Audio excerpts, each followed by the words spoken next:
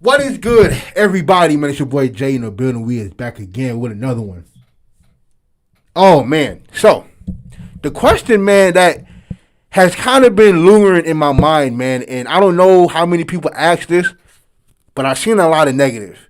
So, I wanted to ask, is it even a smart idea for Coach Prime to even come back and coach for the Celebration Bowl? Because although I can see the good in it and what he'll think where, look, he wants to finish the job. He wants to give the kids their undefeated season, and he wants to be a part of that. And I get all of that. But there's a lot of negative that is that's been just surrounding this situation ever since it's been announced. You know what I'm saying? You got about 3 or 4 guys who entered the transfer portal, and 3 of them play on defense, and all 3 of those guys play on the front line. And mind you, there were 3 and 4-star caliber guys. You had 3 and 4-star recruits decommitted, and you have fans calling for Coach Prime to not even be there. You know what I'm saying? I've seen people saying, "Oh, they're not going to the Celebration Bowl now," because I'm like, people are saying stuff like this are like really like you're thinking wrong already. So you're going to the Celebration Bowl. So you're only going to the Celebration Bowl because Coach Prime is there. So what about the kids? The kid do the players not matter? I don't understand everybody's thinking, but I get some of the negative. And why I believe that it could be a bad look, because for one, look, and now look, I get why you didn't do a press conference after the SWAC championship game, but there was a video circulating about with Coach Prime at the podium when they was doing the trophy presentation, and Coach Prime looked disinterested. He looked disinterested, like the entire time he was there. Then on top of that, him not being there for the press conference because apparently he probably had to catch a flight at his earliest convenience. You know what I'm saying? Now, did a tour around the football facilities. And mind you, this is like the day, this is the moments after the game. Then meets with the football team at Colorado. Then the next day does a press conference introducing him as the head coach and having Shedeur Stinner stand up because he's going to be the quarterback for Colorado. All that while you're still preparing for the Celebration Bowl. Now, I don't know how the players feel, right? Look, cameras could be there and you can have you can get in the character like that, right? But the real interesting thing for me is how does the players that are in there really feel like off camera? If you ask them off camera, I'm pretty sure it's going to be a lot different than it is with Deion Sanders Jr. recording them. I'm pretty sure it's a different answer. You know what I'm saying? Because you want to keep it PC at the end of the day. You know what I'm saying? So, half the time, and look, I've seen videos of them at practice this week. Me personally, it's a different feeling. It's a different energy. Yes, granted, they could be showing the same emotions that they were during the season. I'm just saying, for me personally, the energy, me watching it, is just different. Okay, say for instance, right? If a girlfriend or a boyfriend cheat on one another and they're arguing for days, arguing for weeks, then trying to rekindle that relationship, and it's out on public record saying that one of them cheated, of course, we're gonna see y'all, laughing and joking, saying that, well, we know what happened. Like in the back of somebody's mind, we know what happened, and that energy between them, that love that they have for each other, that spark may not ever be the same. It may not ever be the same.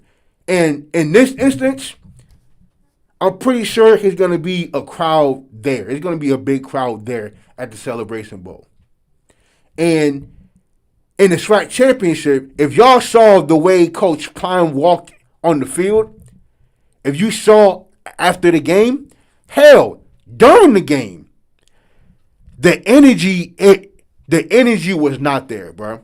The energy was there because a lot of people were listening to rumors, and the rumors was nothing like last year.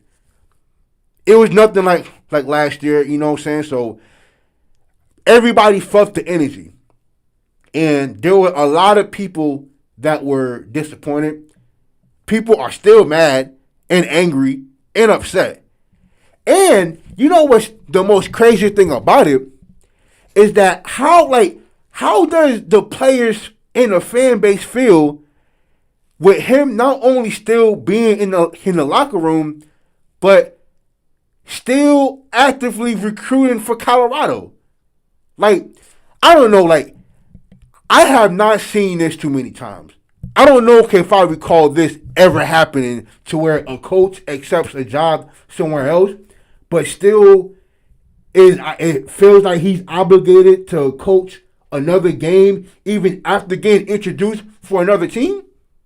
Like, fam, he already has Colorado gear. Shedeur Sanders was already introduced as the quarterback for Colorado. You know what I'm saying? Yet, he still is coming back to play in the Celebration Bowl. Now, granted, Shedeur Sanders is much needed in this game. But I just think that it's interesting, though. It's just very interesting, though. But you know who's been quiet throughout all this? You know who has not said a word? Who has been under the radar this entire time? North Carolina Central.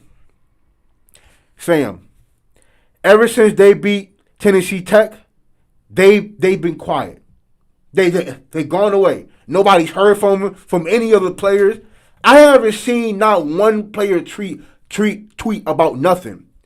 And the only thing I heard, the last thing I heard from North Carolina Central was their MEAC Offensive Player of the Year, Davis Richard, the Defensive Player of the Year, Khalil Baker, the Coach of the Year, and the Offensive Line of the Year all came from North Carolina Central.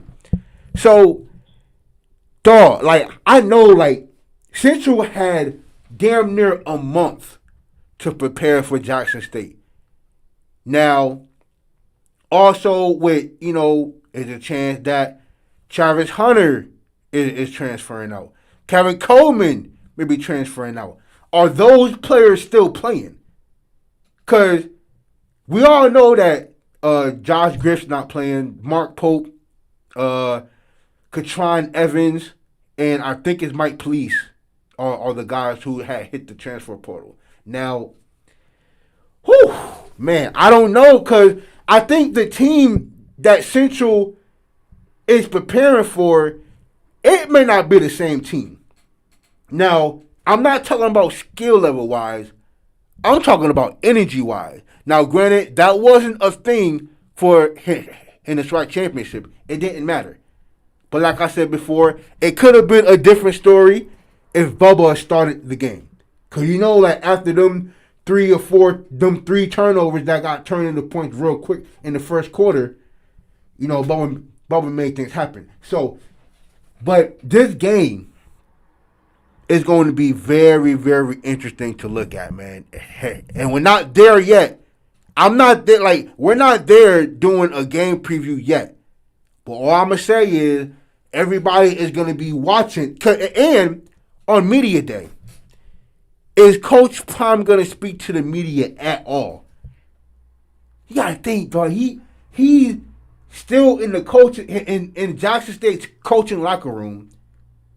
He's still wearing Jackson State gear while actively recruiting for Colorado. Now, I've said this before. He deserves this job. He absolutely earned it, and I'm happy for him, and I'm supporting him. And if he does if he's doing anything good, of course, I'm going to do some, Coach Prime Colorado video because it's Coach Prime. But at the end of the day, man, like, it's just a crazy look, man. It's a crazy look.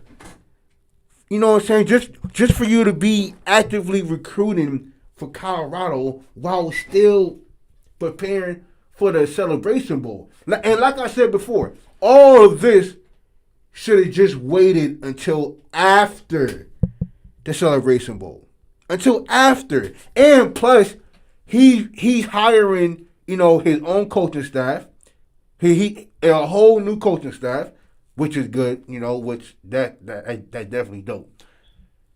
And still recruiting. So it's a lot. It's just a lot that's just going on right now. And it's not going away until after the Celebration Bowl. Jackson State fans are still going to be upset. They're still going to be tight about it. And look, I don't blame them.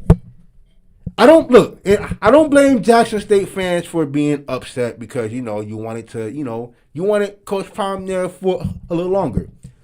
But just know this, though. At the end of the day, it's not Coach Prime that's playing. It ain't Coach Prime that's playing, man. It's them players.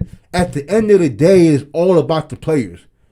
Like, we are all, like, at the end of the day, one person should not dictate the powers of an HBCU, man.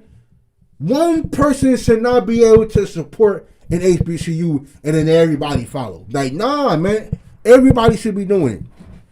Regardless if Coach Prime is doing it or not, man. Like, but this has been one crazy week. It's been a wild week, yo. And I don't, man. And, no. I'm not going to say that because there's some nasty rumors out there that's floating around about, some missing TV deal money, whatever. I don't know how true that is, man. But, yeah, he had missing TV money somewhere floating around. Where it at? So. And, so Arkansas Pine Bluff is going to be playing in the Heritage Classic. And let me just say this, man. I think that's a good idea for real. To be real, I think Arkansas Pine Bluff need it. Their fan base they don't have a big fan base. So I think that will be a good classic for Pine Bluff fans to come out and support. But this is going to be a very interesting 2 weeks. Very interesting 2 weeks, man. I'm looking. We're all looking at what media day is going to look like. Is Coach Prime going to speak to the media at all? Who's playing? That's my question. Who's playing? It's going to be interesting, man. So I can't wait to see it, but it's going to be interesting, dog, for real.